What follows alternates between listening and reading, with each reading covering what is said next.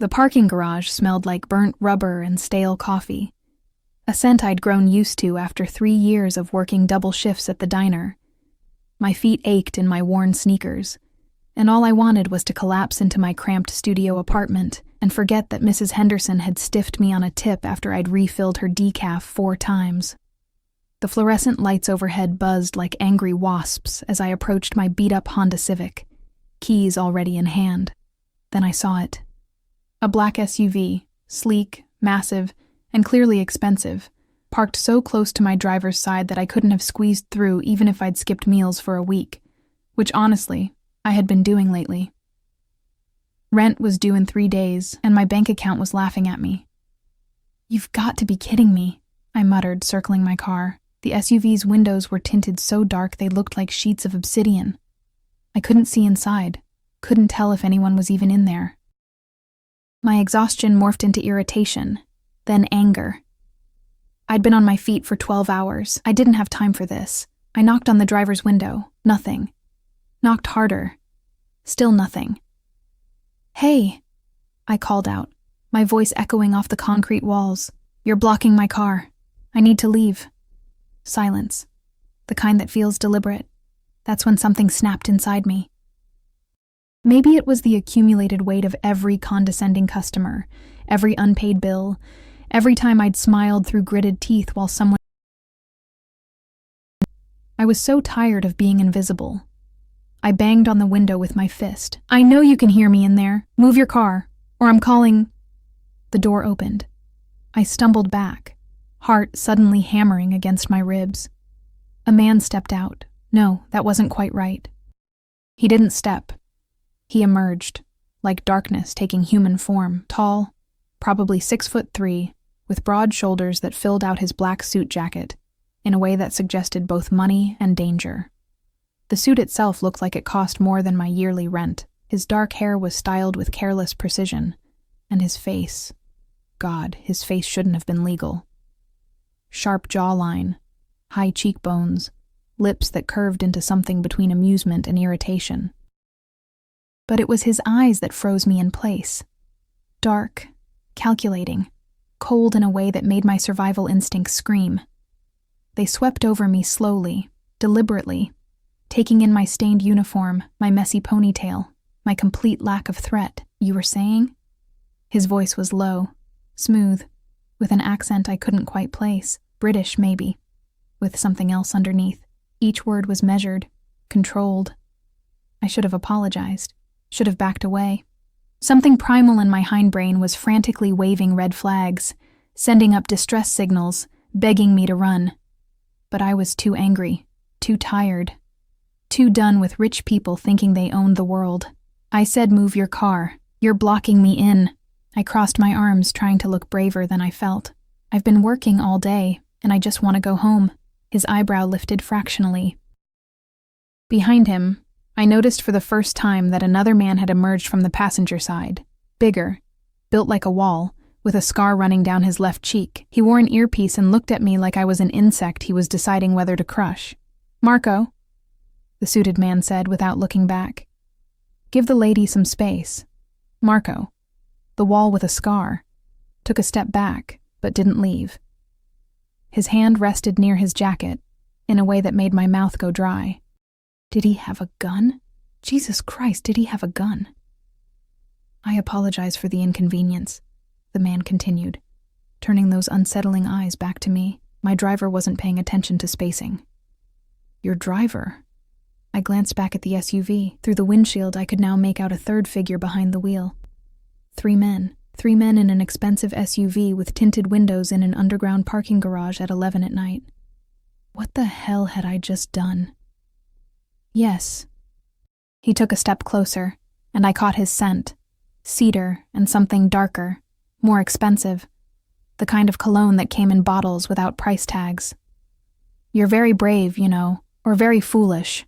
I haven't decided which." "I'm neither," I said, hating how my voice shook slightly. "I'm just tired." Something flickered across his face. Interest, maybe, or recognition of something. His gaze traveled from my face down to my name tag, lingering there. "Emma," he read aloud. my name sounding different in his mouth, intimate somehow. "You work at Rosie's Diner."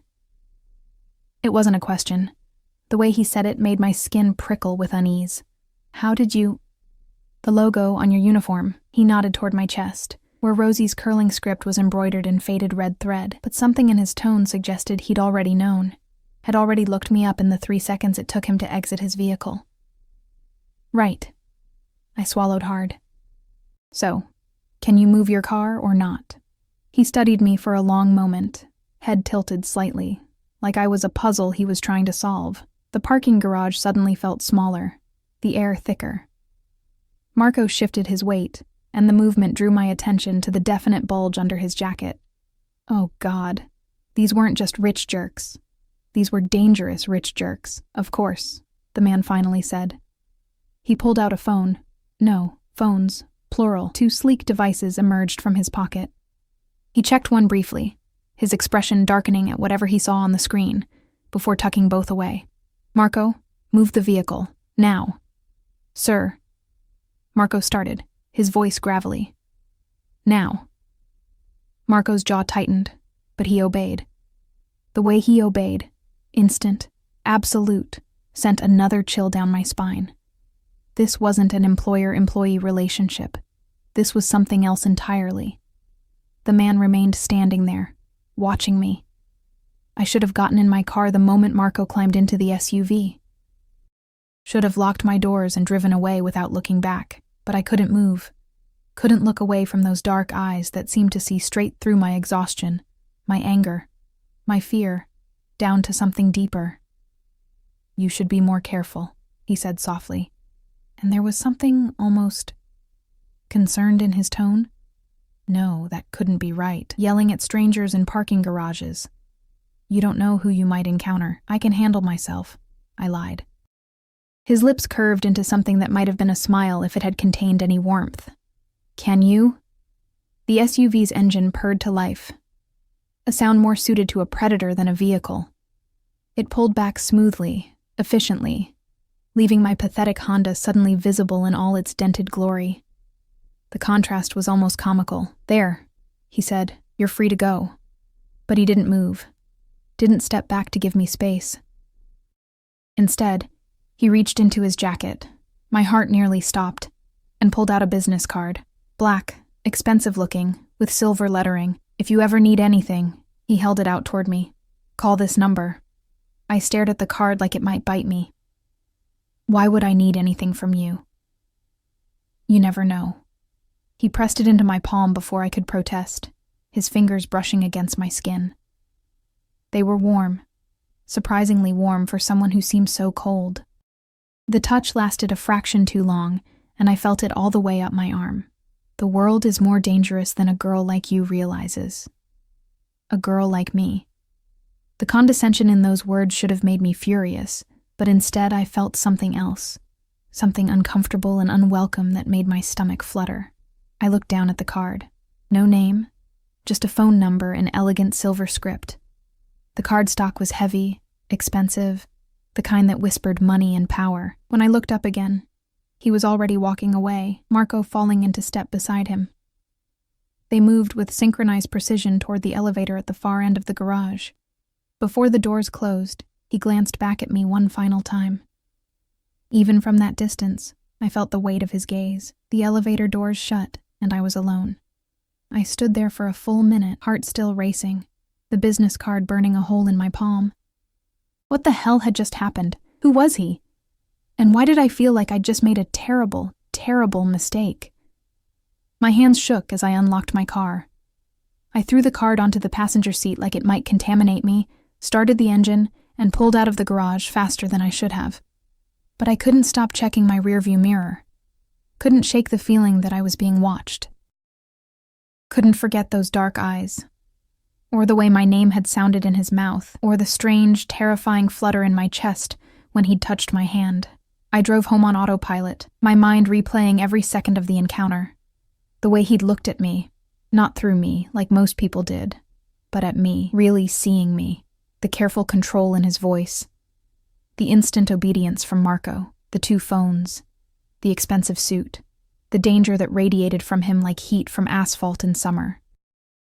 My studio apartment had never felt quite so small, quite so vulnerable.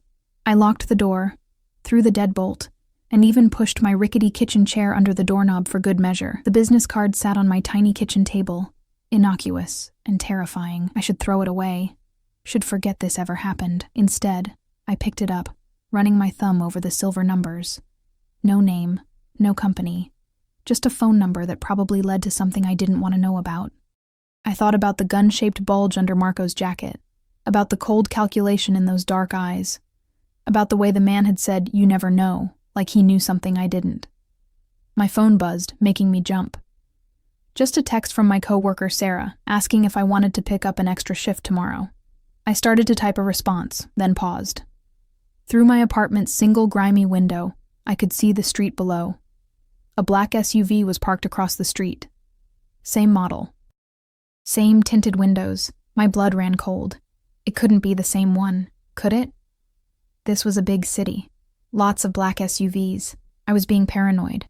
But as I watched, the driver's side window rolled down just an inch. Not enough to see inside. Just enough to let me know someone was there, watching. The business card seemed to pulse in my hand, the silver numbers catching the dim light from my kitchen lamp. I grabbed my phone, fingers hovering over the keypad. Should I call the police? And tell them what? That a man had blocked my car and given me his phone number. That now I thought maybe he was outside my apartment. They'd think I was crazy. Maybe I was crazy. I looked at the card again, then at the SUV, then back at the card. What had I gotten myself into? I didn't sleep.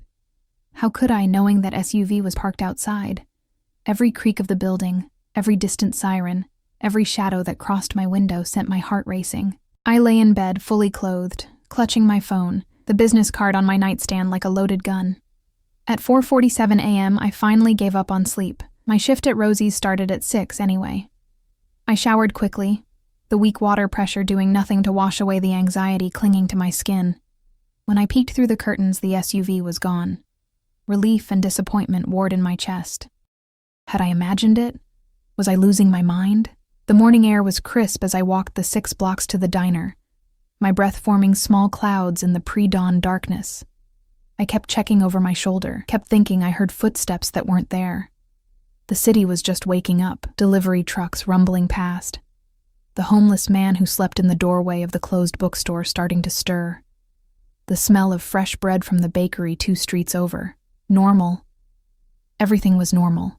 Rosie's Diner was a chrome and vinyl relic from the 50s, all red leather booths and black and white checkered floors. I'd worked there since dropping out of community college 3 years ago when Mom got sick.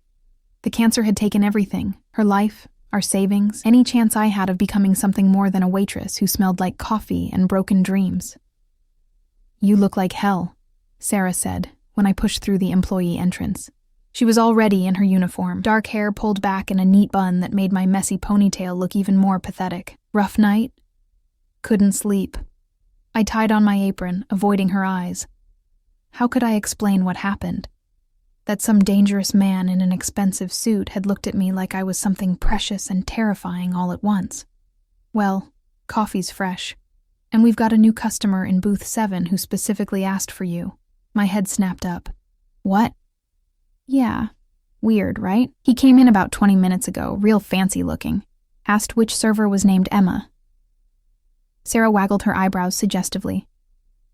Secret admirer? My mouth went dry. What does he look like? Tall, dark, gorgeous, like he walked out of a cologne commercial. Why? You know him? I grabbed the coffee pot with shaking hands. I'll take booth 7. Lucky bitch, Sarah muttered, but she was smiling. I forced myself to walk slowly, professionally, even though every instinct screamed at me to run. Booth 7 was in the back corner, the table where regulars sat when they wanted privacy. And there he was.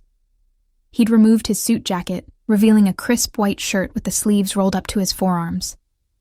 Strong forearms, I noticed unwillingly, with fine dark hair and what looked like the edge of a tattoo peeking out from under the fabric. His hair was slightly less perfect than last night, a few strands falling across his forehead in a way that made him look younger.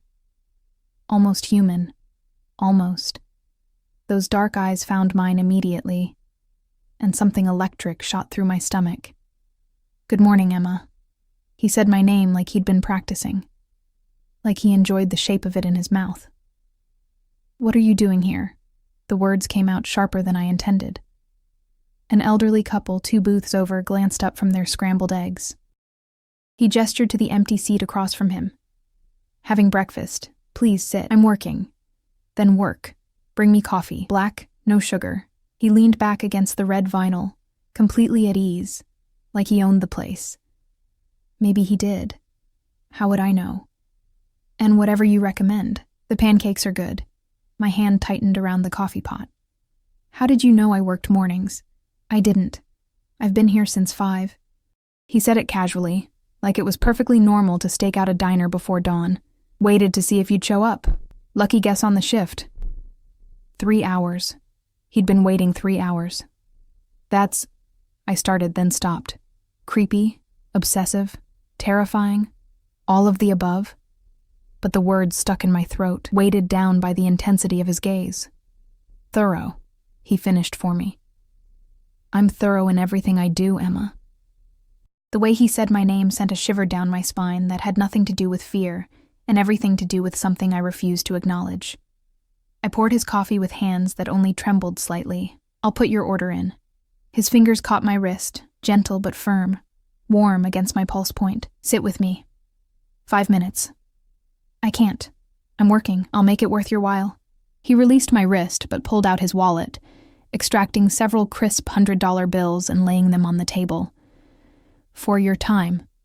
I stared at the money. That was more than I made in a week, more than enough to cover rent and still have some left over for groceries that weren't ramen noodles. "I don't want your money," I lied. "Everyone wants money, Emma. The only question is what they're willing to do for it." He pushed the bills toward me. "I'm only asking you to sit, to talk." That's hardly a sin. My manager, Pete, was watching from behind the counter. The morning rush would start soon. I had tables to prep, coffee to brew. A life to pretend was normal even though nothing felt normal anymore. But I sat. 5 minutes, I said firmly. 5 minutes. He smiled then. A real smile, not the cold curve of lips from last night. It transformed his face, made him look less like danger incarnate, and more like a man who found genuine pleasure in getting what he wanted. "Thank you." "Why are you here, really?" He took a sip of coffee, considering me over the rim of the cup. "You interest me." "I'm not interesting. I'm a waitress who drives a car held together by duct tape and prayers." "You stood up to me last night. Do you have any idea how rare that is?" He set down his cup, leaning forward. The morning light streaming through the window caught the sharp angles of his face, highlighting a small scar near his left temple I hadn't noticed before. Most people take one look at me and understand. They see what I am. But you were angry about your parking space. I was tired. You were magnificent. The word hung in the air between us, intimate and dangerous. So small and fierce, banging on my window like you could actually hurt me. I didn't know who you were, and if you had? I thought about Marco's gun, about the way everyone obeyed instantly, about the expensive suits and multiple phones. I would have walked away. Exactly. He leaned back, satisfied, like I'd just proven his point, which is why you're interesting. You see me as a person, not a position. What position is that?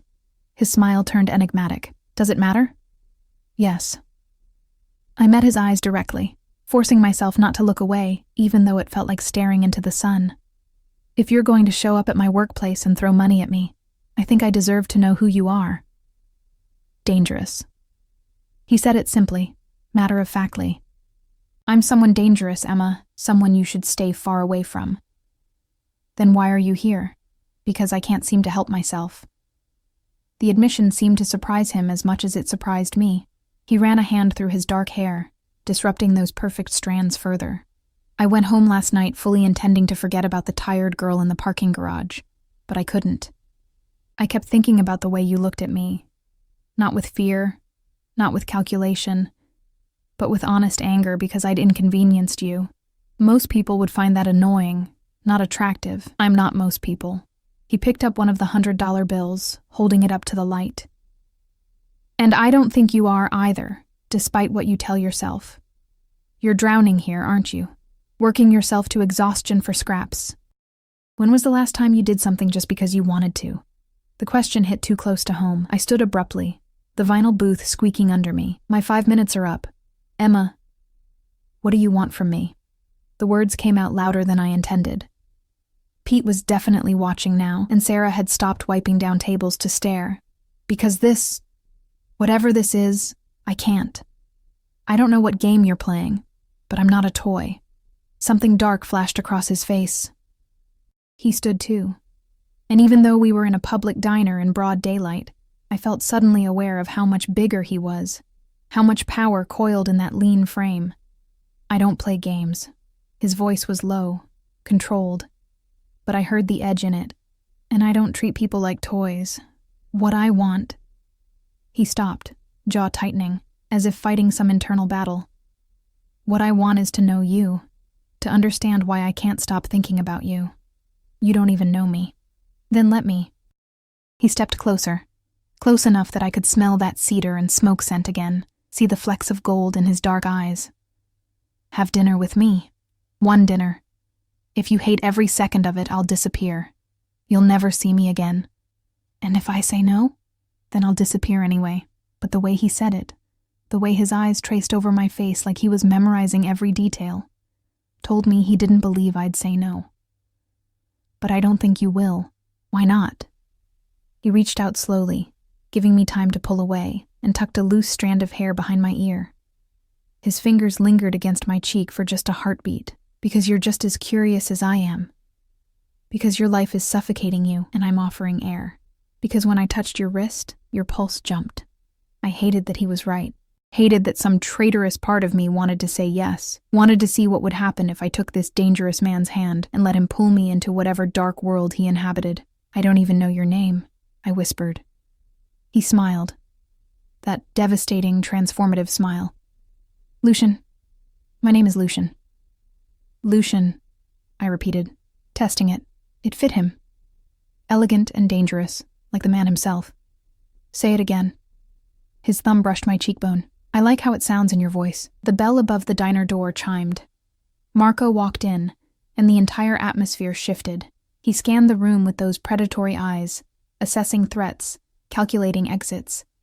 His hand rested inside his jacket, on a gun, I was now certain. Lucian dropped his hand immediately, stepping back to put appropriate distance between us. But his eyes never left my face. Sir, Marco said quietly, we need to go. Antonio called. There's a situation. Something dangerous flickered across Lucian's expression. Something that made Marco tense. Made the elderly couple suddenly very interested in their check. Made the hair on my arms stand up. I see. Lucian's voice had gone cold again, all the warmth from moments before evaporating. He was back to being the man from the parking garage. Controlled, calculating, lethal. Tell him I'm on my way. Marco nodded and retreated to wait by the door. But his eyes kept sweeping the diner, kept coming back to me like I was a threat that needed monitoring. Lucian picked up his suit jacket, shrugging it on with practiced ease. The transformation was complete. The almost human man who'd smiled at me was gone, replaced by someone who commanded rooms just by existing in them. He laid the $100 bills on the table, then added several more. For the coffee, I won't be drinking. And for your time. I told you I don't want. Take it, Emma. Pride doesn't pay rent. He started to walk away, then paused, turning back. Dinner. Tomorrow night, 7 o'clock. I'll pick you up. I didn't say yes. You didn't say no. He smiled, but it didn't reach his eyes anymore. I'll see you tomorrow. And then he was gone, Marco falling into step beside him as they exited the diner. Through the window, I watched them climb into the same black SUV from last night. It pulled away smoothly, disappearing into morning traffic. I stood there, surrounded by the smell of coffee and bacon, holding a table full of $100 bills that felt like a contract I hadn't agreed to. Sarah appeared at my elbow. Holy shit, Em. Who was that? I have no idea. It was mostly true. I knew his name, knew he was dangerous, Knew he made my heart race in ways that had nothing to do with fear. But I didn't know who he really was, what he really wanted, why he'd chosen me. I counted the money with shaking hands. $800. More than my rent. More than I'd seen in one place since Mom's life insurance had run out. Pete called my name. Tables were filling up. The morning rush was starting. Life was demanding I return to normal. But as I slipped the bills into my apron pocket, as I forced my smile back into place and grabbed the coffee pot, I knew normal was over. Lucian had made sure of that. And the worst part? The absolutely terrifying part?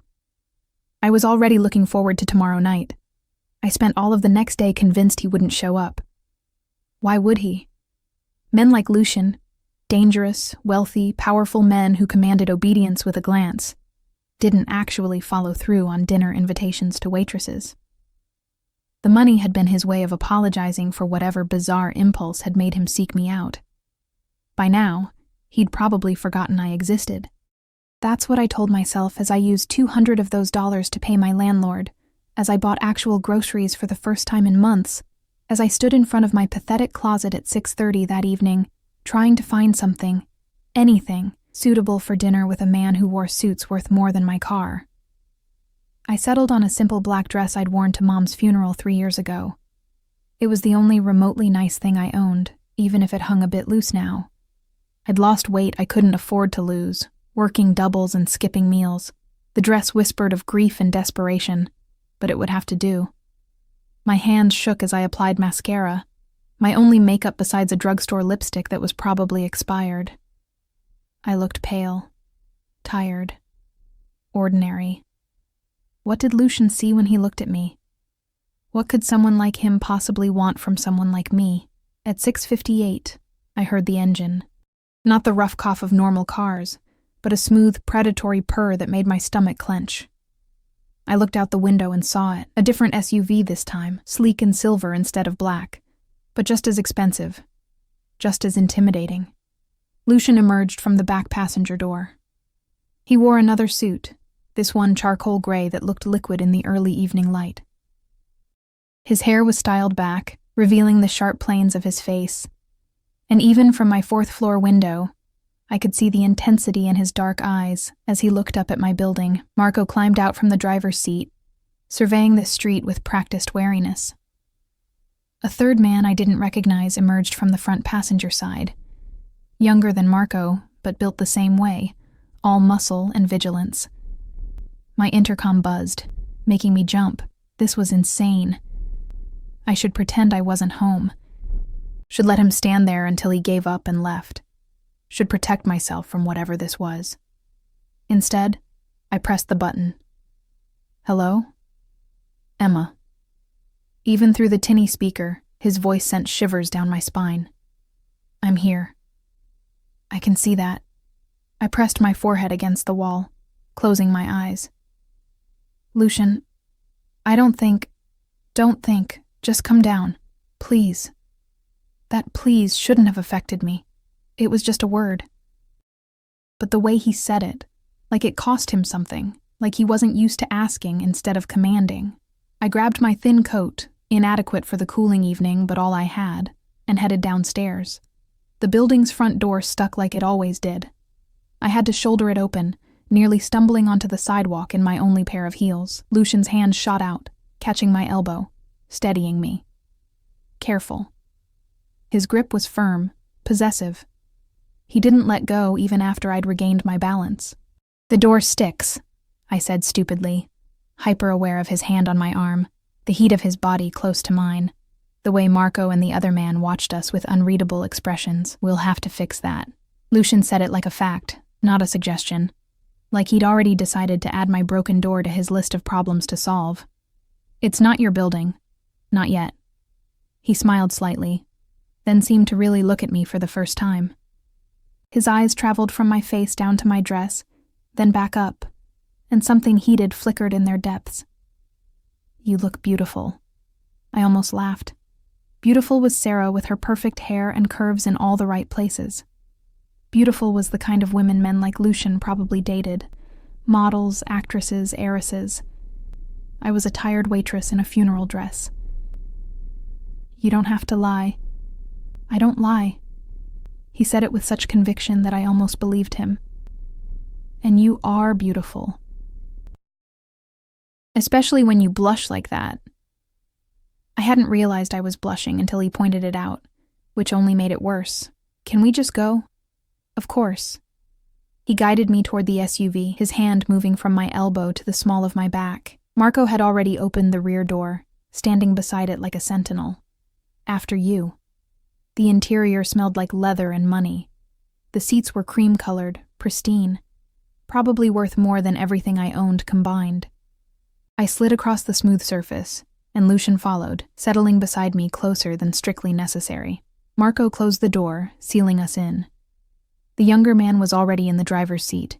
He met my eyes in the rearview mirror briefly before looking away, jaw tight. "This is Victor," Lucian said, nodding toward the driver. "He'll be taking us to the restaurant. Marco will follow in the other vehicle." "Why do you need 2 cars?" The question slipped out before I could stop it. Lucian's expression didn't change, but something flickered behind his eyes. "Security." "Security from what?" "From people who would hurt me, or take what's mine." His hand found mine on the seat between us, fingers intertwining with mine before I could pull away. "The world I live in isn't safe, Emma. I need to be careful." "Then why bring me into it?" My voice came out smaller than I intended. "Why risk making me a target just by being seen with you, because some risks are worth taking?" He lifted our joined hands, pressing a kiss to my knuckles that made my breath catch. "And because anyone who tried to hurt you would regret it very, very much." The promise in his voice should have frightened me. Instead, it sent a thrill through my body that I didn't want to examine too closely. Victor pulled into traffic with smooth precision, Marco's black SUV falling in behind us. The city lights blurred past the tinted windows as we drove through neighborhoods that grew progressively nicer, away from my rundown area, with its boarded-up shops and graffitied walls, toward the glittering downtown, where people wore clothes that cost more than my monthly salary. "Where are we going?" I asked. "Bianchi's." I'd heard of Bianchi's. Everyone had. It was the kind of restaurant that required reservations months in advance, where celebrities and politicians dined, where a single meal cost more than I made in a week. The kind of place that would take one look at my funeral dress and broken heels and ask me to leave. "I can't go there," I said, panic rising in my chest. "I'm not dressed for, you're with me." Lucian's thumb stroked across my knuckles, soothing and possessive. "That's all that matters. Easy for you to say. You belong in places like that. I belong nowhere."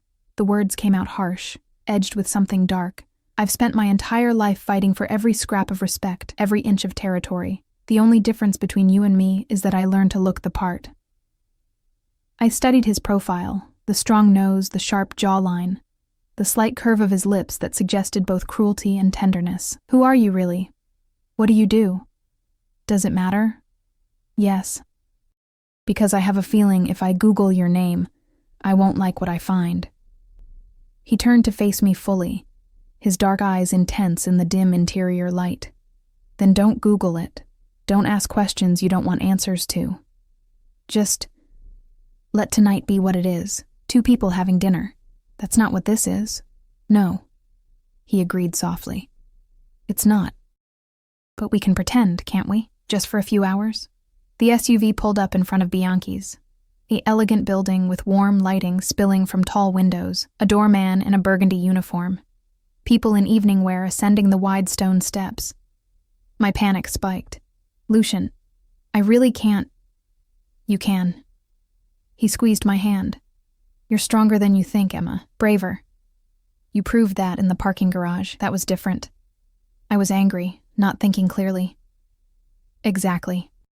You weren't thinking about status or money or who I might be. You were just you.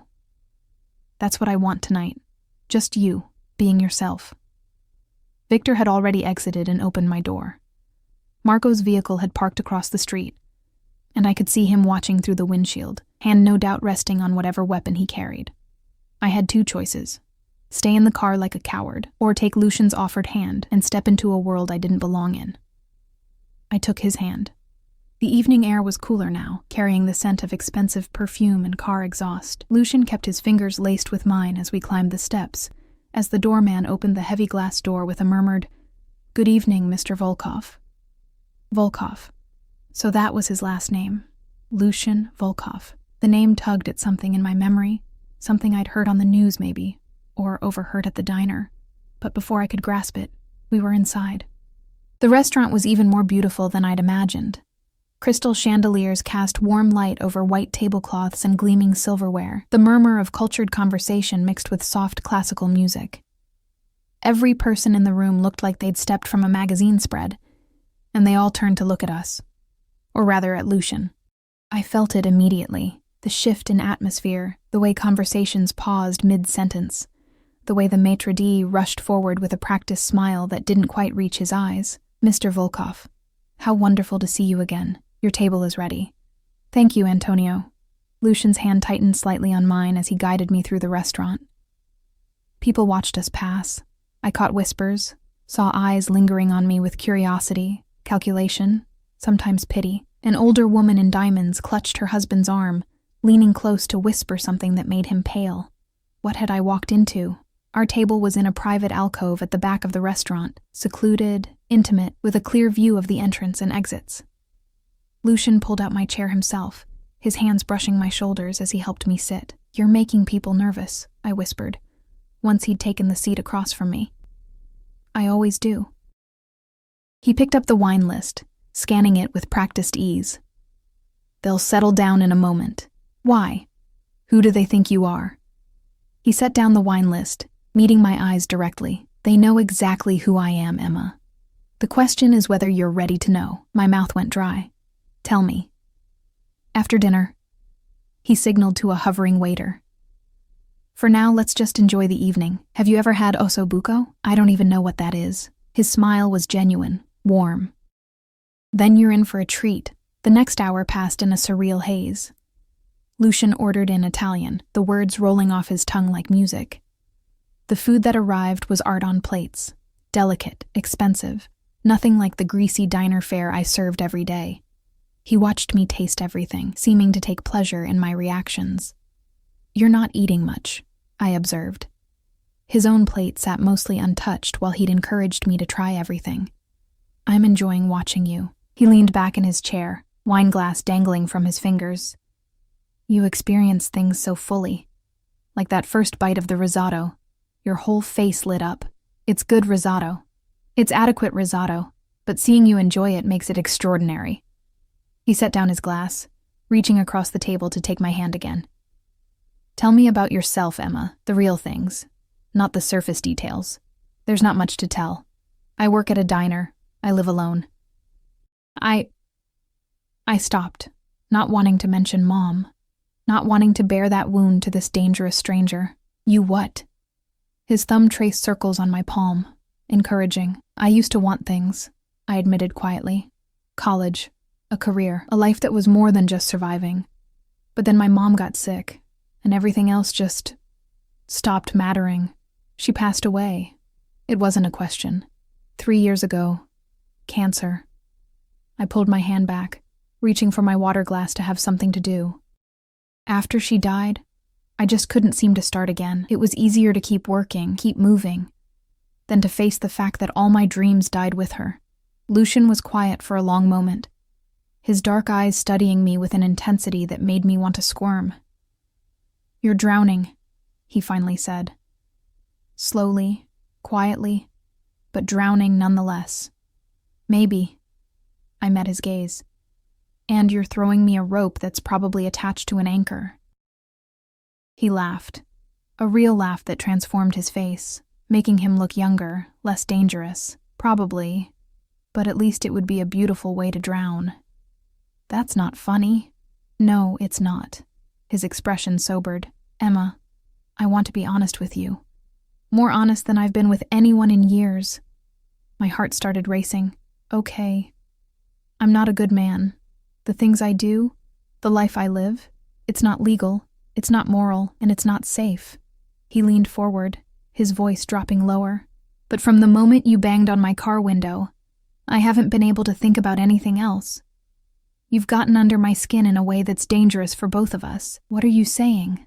I'm saying that I want you, Emma. Want to know you, protect you, keep you safe from the world that's been grinding you down. His hand found mine again, grip almost painful in its intensity. I'm saying that I'm selfish enough to pursue this even though I shouldn't. Even though you deserve someone better, someone cleaner, Lucian. But I'm also saying that if you walk away right now, I'll let you go. I'll disappear from your life, leave you in peace. The choice is yours. I should have chosen to walk away. Should have recognized the red flags waving frantically in my peripheral vision. Should have understood that men like Lucian Volkov, men who needed security details and made restaurant patrons nervous, were nothing but trouble. But I was so tired of being alone, so tired of surviving instead of living. So tired of invisible existence punctuated only by aching feet and insufficient tips. And when he looked at me with those dark, intense eyes, I felt seen in a way I hadn't felt since Mom died. I don't want to walk away, I heard myself say. Something fierce and triumphant flashed across his face. You're sure? No. But I'm doing it anyway. He stood abruptly, throwing cash on the table. Far more than the meal cost, I was certain. Then let's get out of here. What? But we haven't even had dessert. I can't wait another second to do this. He pulled me to my feet, and before I could ask what this was, his hands framed my face and his lips were on mine. The kiss was fierce, claiming, desperate. His mouth moved against mine with a hunger that stole my breath, his fingers tangling in my hair. I gasped against his lips, and he took advantage, deepening the kiss until my knees went weak. Around us, I dimly registered the restaurant going quiet. Gasps, whispers, the clink of dropped silverware. I didn't care. My hands fisted in his suit jacket, pulling him closer, kissing him back with an abandon I didn't recognize in myself. He tasted like wine and danger, and promises I shouldn't believe. When he finally pulled back, we were both breathing hard. His eyes had gone almost black, pupils blown wide with desire. Mine, he murmured against my lips. Say it. I should have protested, should have reminded him that I wasn't an object to be claimed, but the word slipped out anyway, breathless and true. Yours. The ride back was charged with an electricity that made the air feel thick, heavy. Lucian kept his hand on my thigh, possessive and warm through the thin fabric of my dress. Every time Victor took a turn, I slid closer to Lucian, and he'd tighten his grip, keeping me there. Where are we going? I asked, watching unfamiliar streets blur past the window. This wasn't the route back to my apartment. My place. His thumb traced circles on my leg, the touch innocent and incendiary all at once. Unless you want me to take you home, I should have said yes. Should have insisted on going back to my cramped studio with its broken door and memories of a life half-lived. But the word that came out was no. His smile was predatory, satisfied. Good. We pulled up to a building that made my breath catch. All glass and steel and modern architecture. The kind of place with a doorman and probably a gym and definitely security that would laugh at my existence. The penthouse lights glowed at the very top like a beacon. Of course he lived in the penthouse. Marco's SUV pulled up behind us as Victor opened my door. The night air had grown cold, and I shivered in my inadequate coat. Lucian noticed immediately, shrugging off his suit jacket and draping it over my shoulders. It smelled like him, cedar and smoke, and something darker I couldn't name. You'll freeze, I protested weakly. I run hot. His hand found the small of my back again, guiding me toward the entrance. And I like seeing you in my clothes. The doorman, older, distinguished, with kind eyes, held the door open with a practiced smile. Good evening, Mr. Volkov. Evening, Richard. Lucian nodded as we passed, his hand never leaving my back. The lobby was all marble and gold accents, with a security desk where 2 men in suits watched monitors with the same vigilance Marco always displayed. They straightened when they saw Lucian, one of them speaking rapidly into a phone. They're clearing the elevator, Lucian explained, pressing the call button. Standard protocol. Why? Because I don't like surprises. The elevator doors opened immediately, revealing an interior of polished mirrors and brass. And because the fewer people who see you with me, the safer you are. That should have frightened me more than it did. Instead, I stepped into the elevator, watching our reflections multiply into infinity. Lucian pressed the button for the penthouse, marked with a key symbol, requiring a special code he entered without looking. As soon as the doors closed, he pulled me against him. "I've been wanting to do this again since the restaurant," he murmured against my neck, his lips tracing the column of my throat. "You taste like innocence and sin." My head fell back, giving him better access. "I'm not innocent. You are." His teeth grazed my pulse point, making me gasp. "You have no idea what you've walked into. What I'm going to do to your carefully ordered life. Maybe I want it disrupted." He pulled back to look at me, his dark eyes searching mine. "Be careful what you wish for, Emma. I'm not the kind of man who does anything halfway." The elevator chimed, doors opening directly into his apartment. Calling it an apartment was like calling the ocean a puddle. Floor-to-ceiling windows showcased the city lights stretching to the horizon. The furniture was modern, expensive, chosen by someone with taste and unlimited funds. Original artwork hung on the walls. I recognized a Rothko, or at least a very convincing forgery. The kitchen was all marble and stainless steel, probably never used, but it was the little details that caught my attention. A book left open on the coffee table, something in Russian, the Cyrillic script beautiful and incomprehensible. A half-empty glass of whiskey on the bar, a framed photograph on the mantel of a woman who looked like Lucian, same dark eyes, same sharp features, holding a small boy. "Your mother?" I asked, drawn to the photograph. His expression shuddered immediately. "Was. She died when I was 12. I'm sorry. Don't be. She was..." He paused, seeming to choose his words carefully. "Complicated. Like you, she was too good for the world she was born into." Before I could ask what he meant, his phone buzzed.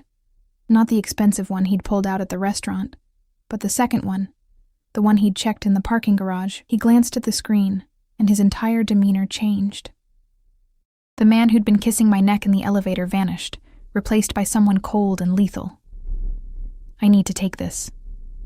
He was already moving toward a closed door at the far end of the living room. "Make yourself comfortable. I'll only be a moment." Then he was gone, the door closing behind him with a decisive click. I stood alone in the vast space, Lucien's jacket still draped over my shoulders, feeling completely out of place. Through the closed door, I could hear his voice, low, harsh, speaking in what sounded like Russian. The words were incomprehensible, but the tone was unmistakable. He was angry, dangerously so. I moved to the windows, pressing my palm against the cool glass. The city spread out below, millions of lights representing millions of lives, all of them oblivious to the strange turn mine had taken. 2 days ago, my biggest concern was whether Mrs. Henderson would remember to tip. Now I was standing in a penthouse wearing a crime boss's jacket, because that's what he had to be, right? The security, the guns, the way people reacted to his name. Lucian Volkov. I pulled out my phone, fingers hovering over the search bar. He'd asked me not to Google him, to not ask questions I didn't want answers to, but I needed to know. I typed his name and hit search. The results loaded slowly, my cheap phone struggling with the connection. Then they appeared, and my blood ran cold. Lucian Volkov, alleged head of the Volkov crime family. FBI investigates Volkov organization for racketeering, extortion. 3 dead in suspected mob hit. Sources point to Volkov. Notorious crime boss Lucian Volkov photographed at charity gala. There were photos. Lucian in expensive suits at fancy events, always surrounded by security, always with that same controlled expression. Lucian leaving courthouses, his lawyer beside him. Lucian at what looked like a funeral, his face carved from stone. And there were other photos too, bodies covered with sheets, crime scene tape, grieving families. I felt sick. "I asked you not to do that." I spun around. Lucian stood in the doorway of his office, phone still in hand, his expression unreadable. He'd rolled up his sleeves during his call, revealing more of those tattoos on his forearms. Intricate designs I now realized probably had meaning in his world. Are they true? My voice shook. The things they're saying? Some of them. He pocketed the phone, moving toward me with predatory grace. Not all. The media likes to embellish. Did you kill those people? He stopped a few feet away, giving me space I should have appreciated, but somehow didn't want. Yes. The simple honesty of it was more terrifying than any lie would have been. Why? Because they deserved it. Because they threatened my family, my business, my territory. His jaw tightened. Because in my world, mercy is weakness, and weakness gets you killed. Your world. I laughed, but it came out bitter, broken. God, Lucian, you're a mobster, an actual crime boss, and I'm nobody, a waitress who can't even pay her rent on time. You're not nobody. He closed the distance between us, his hands framing my face with a gentleness that contradicted everything I'd just read. You're Emma. You're brave and fierce and so goddamn beautiful it hurts to look at you. You're the first real thing I've encountered in years. I don't belong in this. Tears burned behind my eyes. I don't know how to be with someone who kills people. He finished for me. Who runs an empire built on violence and fear. Who has more blood on his hands than you can imagine. Yes, I whispered. Then leave. He dropped his hands, stepping back. Walk out that door. I'll have Victor drive you home. You'll never see me again. It was the same offer he'd made at the restaurant. The same choice. And I still couldn't take it. Why me? The question burst out of me, desperate. You could have anyone. Why chase after some nobody waitress who yelled at you about a parking space? Something raw flickered across his face. Because you looked at me like I was human. Not a monster, not a meal ticket, not a stepping stone. Just a man who'd annoyed you. He ran a hand through his hair, disrupting the perfect styling. Do you have any idea how rare that is? How exhausting it is to be me? Everyone wants something. Money, power, protection, death. But you just wanted your parking space back. That's insane. Probably. He smiled without humor. Most things about me are, but I can't change what I feel, Emma. And I've felt more in the 2 days since meeting you than I have in years. What do you feel? He moved closer, slowly, giving me time to retreat. I didn't. His hands found my waist, pulling me against him until I could feel the solid heat of his body, the steady thrum of his heartbeat. Obsession, he murmured against my hair. Possession. The absolute certainty that you're mine, and I'm going to do whatever it takes to keep you safe and happy, even if that means protecting you from myself. That's not love. I never said it was love. His hands tightened on my waist. I don't know if I'm capable of love. But I know that the thought of you going back to that broken apartment, working yourself to exhaustion for scraps, being invisible to everyone around you, it makes me want to burn the world down. I should have been terrified, should have recognized the danger in his words, in the fierce possessiveness of his grip. Instead, I tilted my face up to his. Show me. Show you what? What you feel. What you want. Show me why I should stay. Something dark and hungry flashed in his eyes. Emma. Show me, Lucian. He didn't need to be told again. His mouth claimed mine with a desperate hunger that stole my breath, his hands roaming over my body like he was trying to memorize every curve. I kissed him back just as desperately, my fingers tangling in his hair, pulling him closer. We stumbled backward toward the couch, a tangle of limbs in desperation. His jacket fell from my shoulders. His hands found the zipper of my dress, sliding it down slowly, reverently. Last chance. He breathed against my neck. Walk away, Emma. Save yourself. Instead, I pulled him down to me. What happened next was a blur of sensation. His hands on my skin, my fingers tracing the tattoos on his arms. The solid weight of him above me, the way he whispered my name like a prayer and a curse all at once. He was gentle and fierce by turns, patient and desperate, giving and demanding.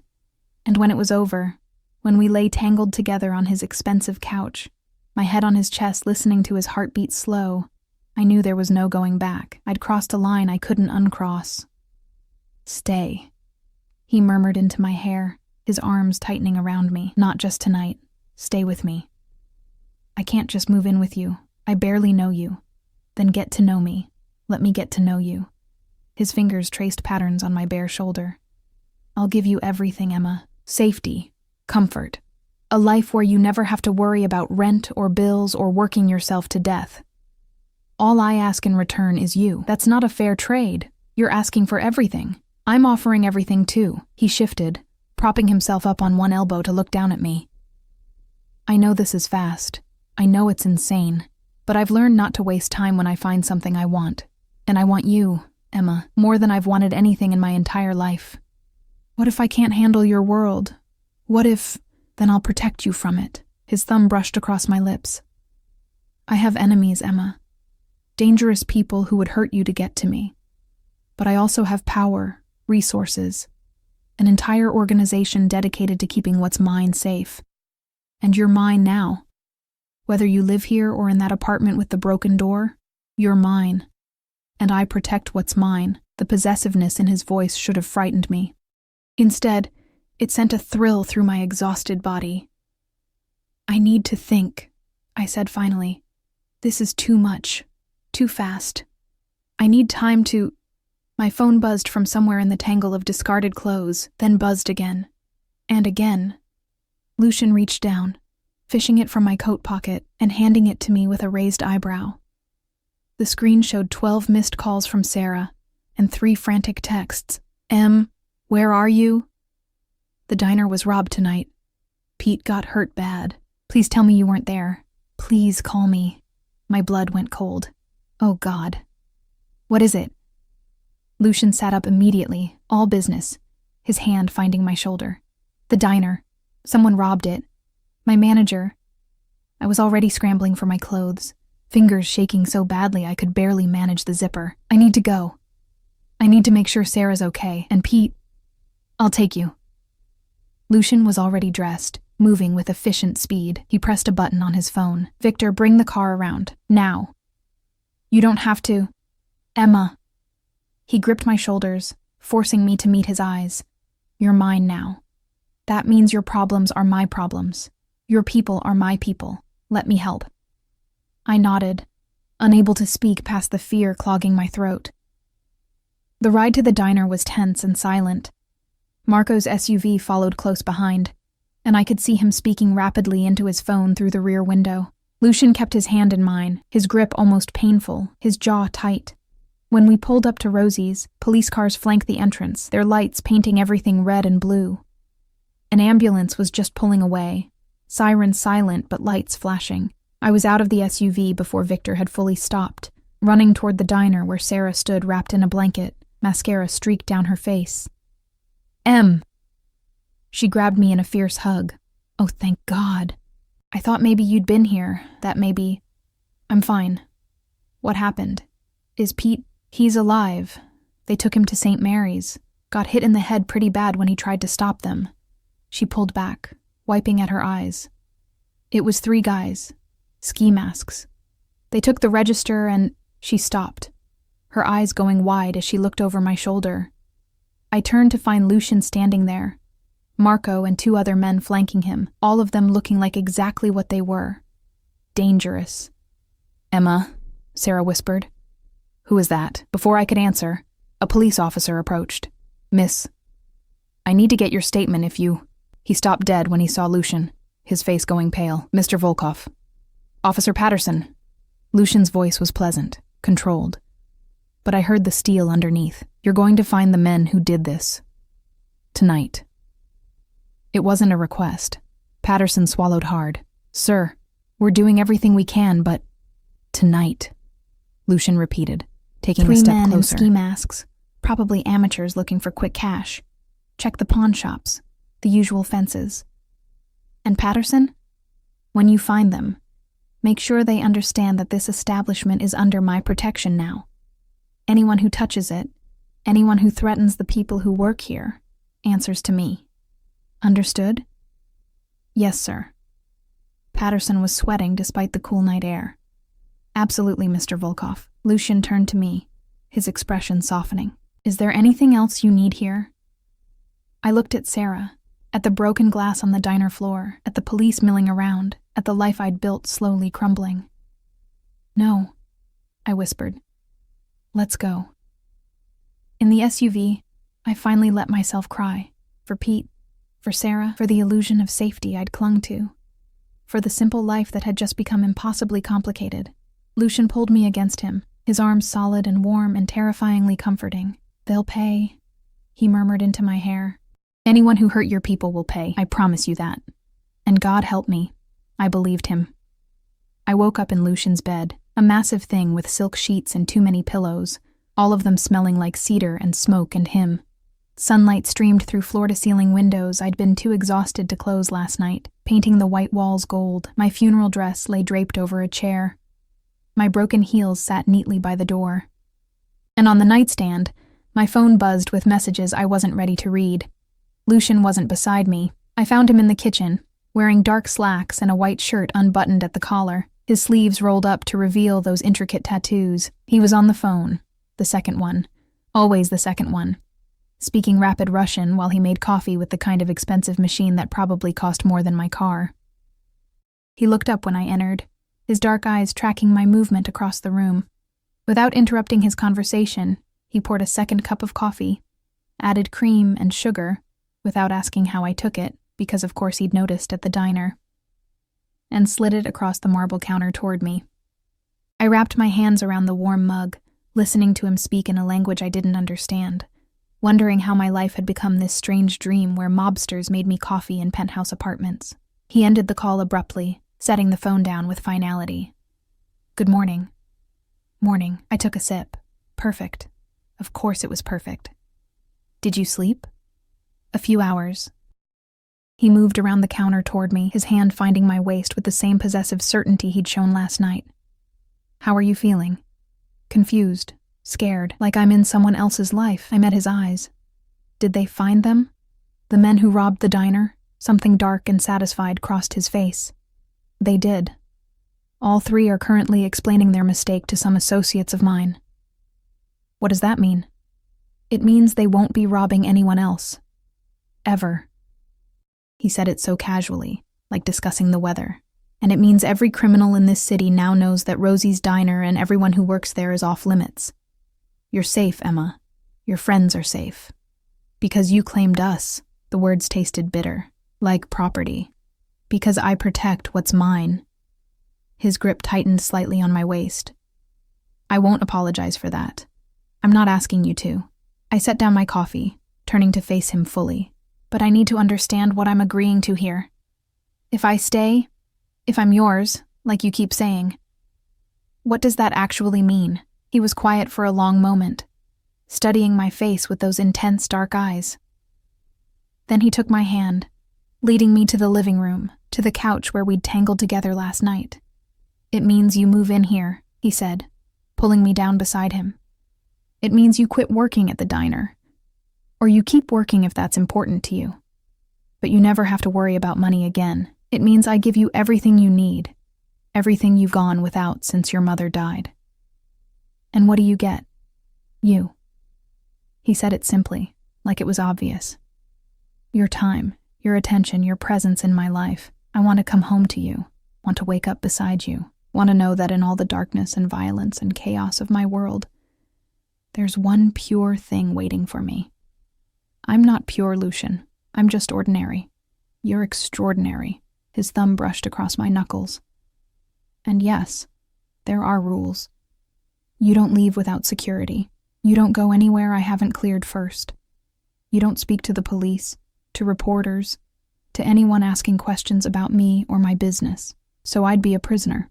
You'd be protected." His jaw tightened. "Emma, I have enemies.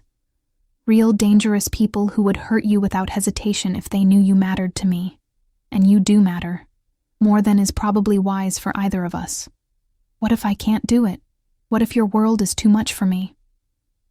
"Then we figure it out together." He pulled me closer, until I was half in his lap, his arms wrapped around me like he could physically keep the world at bay. "I'm not saying this will be easy, but I'm saying I'll do everything in my power to make you happy, to give you the life you deserve." My phone buzzed again. This time I looked at it. Sarah had sent 15 messages, each one more frantic than the last. The most recent simply said, "Please be okay. Love you." "I need to talk to Sarah," I said. "She's worried." "Invite her here, for lunch. Let her see that you're safe." He kissed my temple. And Emma? She's under my protection now, too. Her and Pete and anyone else from that diner you care about, they won't be touched. Just like that? You just decide people are under your protection? Just like that. He smiled slightly. Benefits of being who I am. I texted Sarah back, told her I was fine, invited her to lunch at an address that would probably make her eyes pop out of her head. Then I set the phone down and looked at Lucian, really looked at him. I want conditions, I said. His eyebrow lifted. Conditions?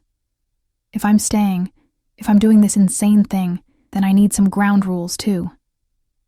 I took a breath, gathering courage. I want to keep working at the diner, not every shift, but some. I need that normalcy, that connection to my old life. Done. Though you'll have security with you. I want to be able to see my friends without an audience. Security stays, but they'll be discreet. Non-negotiable, Emma. Your safety isn't up for debate. I nodded, accepting that. And I want honesty. If you're going to do something terrible, something violent, I don't need details, but I need to know. No secrets that could put me in danger. I can agree to that. His hand cupped my face. Anything else? Yeah. I met his eyes. I want you to try, to be more than what you were raised to be. I'm not asking you to stop being who you are. I'm not that naive. But I want you to try to be better, for me. Something vulnerable flickered across his face. You're asking a lot. You're asking for everything. I think I'm entitled to ask for something back. He laughed. A real laugh, warm and genuine. Fair enough. He pulled me fully into his lap, his arms wrapping around me. I'll try, Emma. I'll try to be the man you see when you look at me instead of the monster everyone else sees. I see both, I admitted. That's what scares me. Good. You should be scared. It means you're smart. He pressed his forehead to mine, but I swear to you, I will never hurt you. Never let anyone else hurt you. You're the one thing in this world I'll keep safe no matter what it costs me. That's a big promise. I don't make promises I can't keep. We sat there for a while, tangled together on his expensive couch. The city sprawling below us, the future uncertain and terrifying and somehow right. When Sarah arrived for lunch, escorted up by Victor, because of course Lucian had sent a car for her eyes were huge as she took in the penthouse, the view, the man who'd claimed me. Holy shit, Em, she whispered when Lucian excused himself to take a call. That's Lucian Volkov, the Lucian Volkov. What the hell are you doing? I don't know, I admitted. Something stupid or something right. I haven't figured out which yet. He's dangerous. Like actually dangerous. I Googled him after last night. Emma, there are bodies, I know. I grabbed her hands. I know what he is. But Sarah, I've been sleepwalking through life for 3 years. Just existing. Just surviving. And he makes me feel alive again. Is that worth the risk? I don't know. But I think I need to find out. She studied my face for a long moment, then sighed. You're glowing. I've never seen you glow before. It's terrifying and kind of beautiful. She pulled me into a hug. Just promise me you'll be careful, and that you won't forget about us regular people down here in reality. Never, I promised. You're stuck with me. Lunch was surprisingly normal. Lucian ordered in from somewhere expensive, and he was charming with Sarah, careful not to show the darker side I knew lurked beneath his surface. He asked about Pete, assured her the hospital bills would be covered, mentioned casually that the diner's broken windows would be replaced by the end of the week. After Sarah left, I found myself standing at those massive windows again, looking out at the city that suddenly felt both bigger and smaller than it had before. Lucian came up behind me, his arms wrapping around my waist, his chin resting on my shoulder. What are you thinking? That my life was very small 2 days ago, and now it's terrifyingly large. I leaned back against him, that I should be running as fast as I can. But I'm not. Why aren't you? Because I'm tired of being invisible. And when you look at me, I feel seen. I turned in his arms to face him. That's probably not a good enough reason to upend my entire life for a mobster. But it's the truth. It's good enough for me. He kissed me softly, sweetly. Nothing like the desperate hunger of last night. This was a promise, a beginning. Welcome home, Emma. Home. The word settled into my chest, warm and terrifying and right. The next few weeks were a blur of adjustment. I moved my pathetic possessions into Lucian's penthouse. It took exactly one trip, which was depressing and freeing all at once. He converted one of his spare rooms into a space for me, somewhere I could retreat when his world became too much. I kept working at the diner 3 days a week. Victor or Marco always nearby, but trying to be subtle about it. The other servers got used to seeing expensive SUVs parked outside. Customers whispered and stared, but no one bothered me. No one dared. Pete recovered slowly, and when he tried to thank me for the hospital bills being covered, I had to pretend I didn't know exactly who'd paid them. The diner installed a new security system. The neighborhood suddenly became safer, the usual troublemakers mysteriously leaving Rosie's alone. I learned Lucian's routines, the late-night calls he took in his office, the meetings with dangerous men who showed him deference bordering on fear, the way he'd come home sometimes with blood on his cuffs that we both pretended I didn't notice. He never brought his work home, never exposed me to the violence directly. But I knew. God, I knew. But I also learned softer things. That he read voraciously, mostly Russian literature I couldn't pronounce. That his mother had been a pianist, and he'd had her piano moved to the penthouse after she died, though he never played it. That he was terrified of thunderstorms, a fear he hid behind cold control. That he loved fiercely, protectively, with an intensity that sometimes overwhelmed me, and I learned that I loved him back. It happened gradually, then all at once. The way he'd learned my coffee order without asking. The way he'd track me across rooms with his eyes like he couldn't quite believe I was real. The way he'd hold me at night like I was the only thing anchoring him to humanity. The way he'd sit with me while I cried on the anniversary of Mom's death. Not offering platitudes, but just being there, solid and warm and present. 3 months after that night in the parking garage, I woke to find him watching me sleep, his dark eyes soft in the early morning light. "What?" I murmured, still half asleep. "I love you." He said it simply, like stating a fact. I know I shouldn't. I know it's dangerous for both of us. But I do. My heart stuttered in my chest. "Lucien, you don't have to say it back. I just needed you to know." He brushed hair from my face. "You've changed everything, Emma. Made me want to be better. To build something beyond violence and fear. You make me human." "I love you too," I whispered, the words feeling both terrifying and inevitable. I'm probably crazy, and this is definitely a disaster waiting to happen. But I love you. His smile was like sunrise, slow, beautiful, transforming. Then I guess we're both crazy, probably. I pulled him down to me, kissing him softly. But at least we're crazy together. 6 months later, Lucian took me back to that parking garage, the place where it all started. The place where I'd been too tired and angry to be afraid, where I'd yelled at a mobster about a parking space and somehow found a life worth living. "I wanted to ask you here," he said, pulling a small box from his pocket, "where you first claimed me without even knowing it." My breath caught. "Lucian, I know this life isn't easy. I know you gave up safety and normalcy to be with me. But Emma, you've given me something I never thought I'd have: peace. Purpose beyond power." He opened the box, revealing a ring that glittered in the fluorescent lights. "Marry me. Be mine officially, completely. Let me spend the rest of my life protecting you, loving you, trying to be worthy of you." I should have thought about it more, should have considered the implications, the dangers, the complete insanity of marrying into the mob.